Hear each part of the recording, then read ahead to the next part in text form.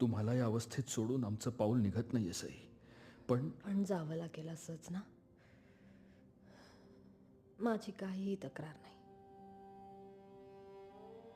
माझ्यापेक्षा स्वराज्य कधीही महत्वाचं आहे स्वारी. या अवस्थेतही तुला स्वराज्य महत्वाचं वाटतंय हे पाहून कौतुक वाटतं आम्हाला तुझं सई.